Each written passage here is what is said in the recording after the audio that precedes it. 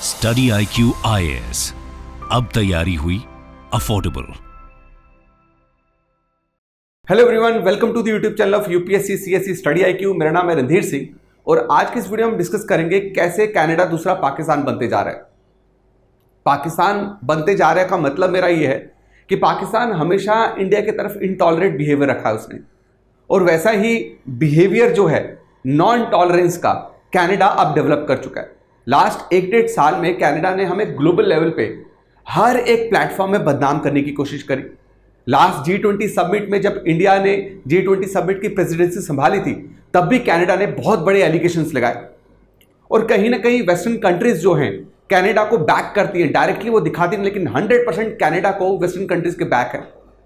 हर बार Canada जो है last 1-1.5 साल से एलिगेशन लगा रहा है कि उसके सिटीजन्स को, इंडियन बॉर्न सिटीजन्स को, इंडियन ओरिजिन सिटीजन्स को, जो कनाडा के सिटीजन्स है, राइट, वहां पे कैनेडियन सॉइल्स में इंडियन गवर्नमेंट जो है वो इन्वॉल्व है उनकी किलिंग के लिए, उनके असैसिनेशन के लिए। पिछले दिनों अगर आप देखें, मैंने एक वीडियो कवर भी करी थी किस तरीके से खालिस्तानी मूवमेंट में आपका लॉरेंस बिश्नोई की गैंग को इन्वॉल्व किया गया, और किस तरीके से बोला गया कि गवर्नमेंट की, इंडियन गवर्नमेंट के रॉ एजेंट्स दे आर इन्वॉल्व। लेकिन अब जो एलिगेशंस है दीज आर वेरी सीरियस, और इन एलिगेशंस का कोई मुंह सिर नहीं है।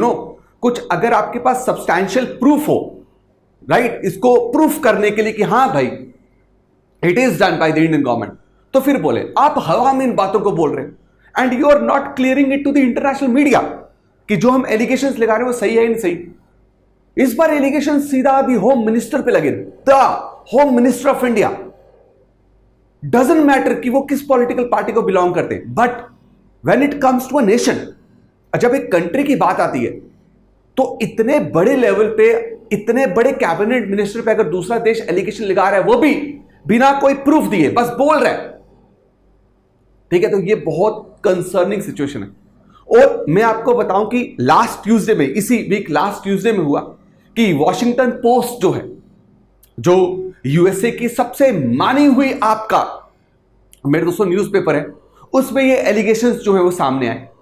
सीधा सीधा वहां पे लिखा हुआ था दैट, अगर मैं आपको आर्टिकल दिखाऊं, that Canadian alleges that India's home minister Amit Shah ordered campaigning targeting 6 separatist.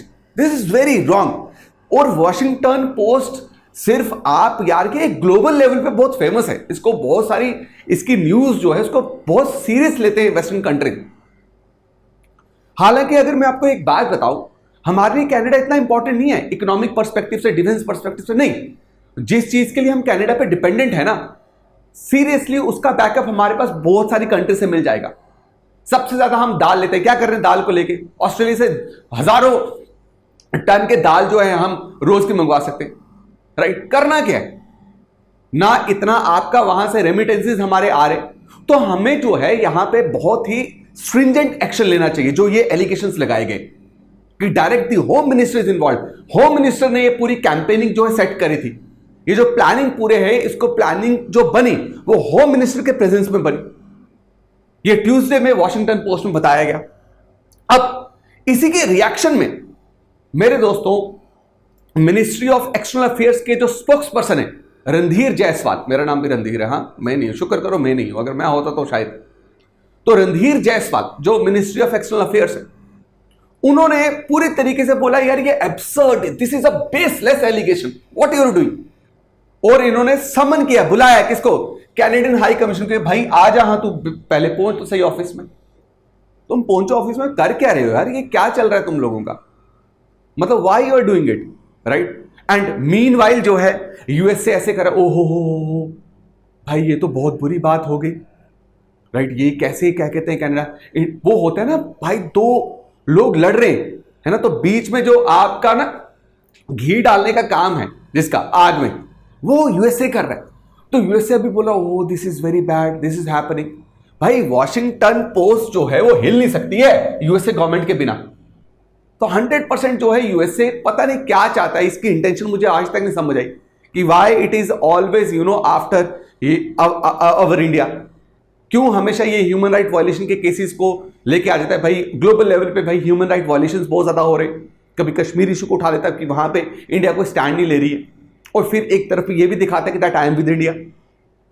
तो अभी जो एलिगेशंस है, अगर मैं आपको बताऊं तो एलिगेशंस किसने लगाए? आपके कनाडा के डिप्टी फॉरेन अफेयर मिनिस्टर ने, उनका नाम है डेविड मॉरिसन।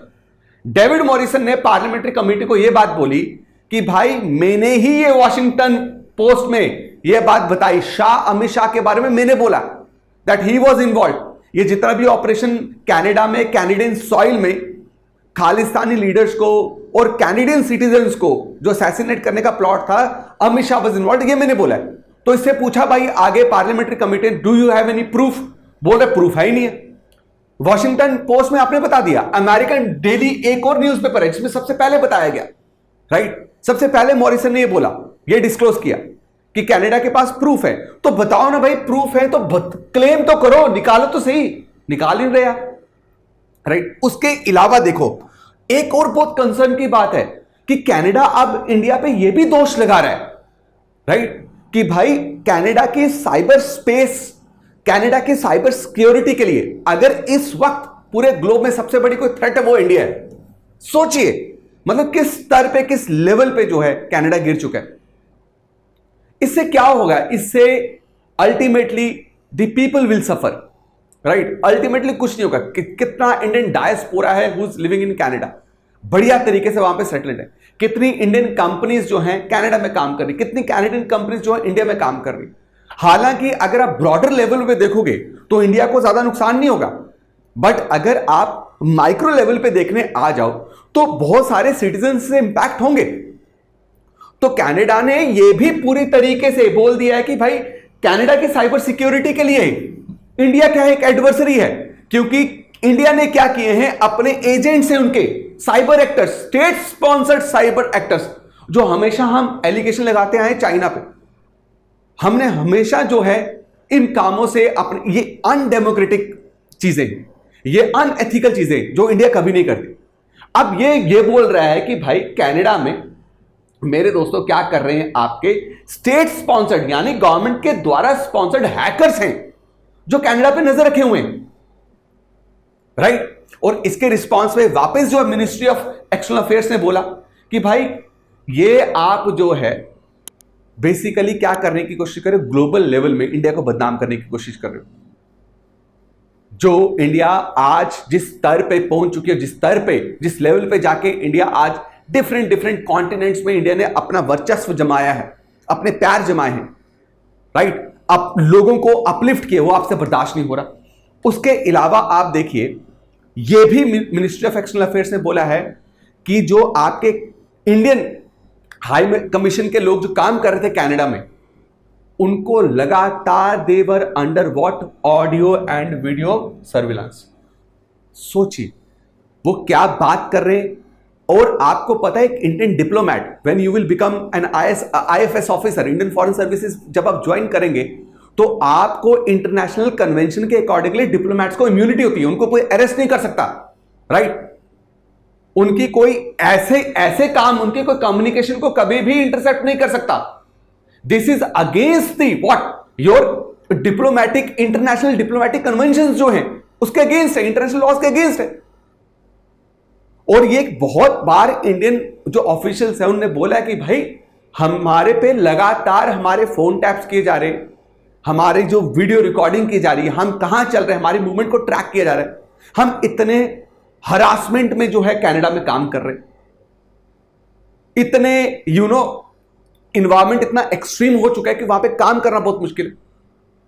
उसके अलावा इस बार और क्या हुआ, और नीचता जो है, इस बार जो दिवाली इवेंट जो है कनाडा में सेलिब्रेट नहीं हुआ। कनाडा के पार्लियामेंट्री हिल जो है वहां पे हर साल दिवाली सेलिब्रेशन होती है, बट इस बार कनाडा ने दिवाली तक सेलिब्रेट नहीं की। ये जो आपने एंटी इंडिया माहौल कनाडा में क्रिएट कर दिया, और ये भी कन्फेस किया है कैनेडियन ऑफिशियल्स ने, डिप्लोमैट्स ने, कि दैट वी आर प्लानिंग, हमने ये पूरा प्लान बनाया किस तरीके से इंडिया को ग्लोबल लेवल पे बदनाम किया जाए। तो आप देखो ये स्टेप बाय स्टेप काम कर रहे हैं, ये स्टेप बाय स्टेप जो है इनका लगातार काम हो रहा है। तो बहुत सारे कैनेडियन डिप्लोमैट्स ने ये कन्फेस भी किया है कि भाई वी आर हमने पूरा प्लान बना के रखा है किस तरीके से इंडिया को अलग अलग देशों में ग्लोबल लेवल पे हम बदनाम करेंगे। और अब ये जो दिवाली सेलिब्रेशन ना करना, जहां पे इतने स्ट्रॉन्ग एथनिक टाइज है, इकोनॉमिक टाइज को गोली मारो यार, इतना कल्चरल टाई है, इतना इंडियंस जो है वहां पे रह रहे, राइट? और वहां पे जब ये गवर्नमेंट की तरफ से ही ये मैसेज जा रहा है that we are not celebrating Diwali this year, सोचो कितनी बुरी बात। मुझे नहीं लगता कि इतना जो है आपका पाकिस्तान भी गिरा, पाकिस्तान में भी लोग इजीली क्या करते होंगे, आपका दिवाली सेलिब्रेट करते होंगे। तो ये दीज आर ये आज का अपडेट है कि इन्होंने Amit Shah the home minister पे ये एलिगेशन लगाए और उसका कोई प्रूफ भी इन्होंने दिया। मुंह खोल के मुंह फाड़ के आगे भाई द वॉशिंगटन पोस्ट में और जाके द अमेरिकन सॉइल जाके आपके जैसे न्यूज़पेपर में। अब कनाडा से इंडिया जवाब मांग रहा है और इंडिया ने हाई कमीशन को समन किया कि आओ and please tell us what proof you have, on what ground आप ये एलिगेशन हम पे लगा रहे हो। दोस्तों कमेंट सेक्शन में आप जरूर कमेंट करके बताइएगा कि आपको क्या लगता है कि इसके पीछे क्या अकेला कनाडा ही है। मुझे बहुत स्ट्रॉन्ग फीलिंग है कि इसके पीछे यूएसए है। यूएसए पूरी तरीके से बैक कर रहा है कि बार बार इंडिया को क्या करे भाई, पोक करे। क्यों?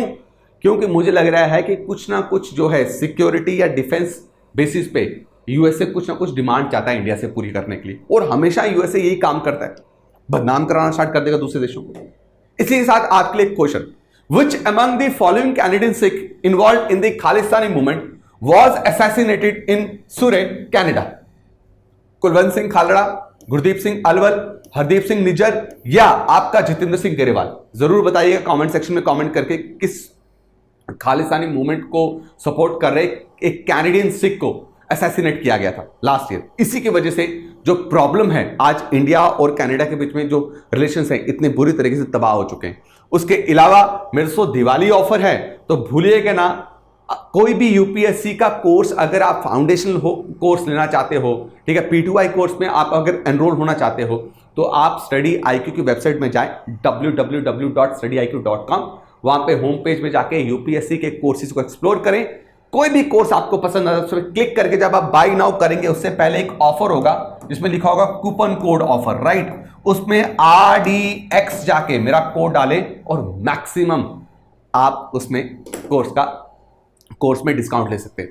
थैंक यू सो मच, धन्यवाद, जय हिंद। स्टडी IQ IAS, अब तैयारी हुई अफोर्डेबल।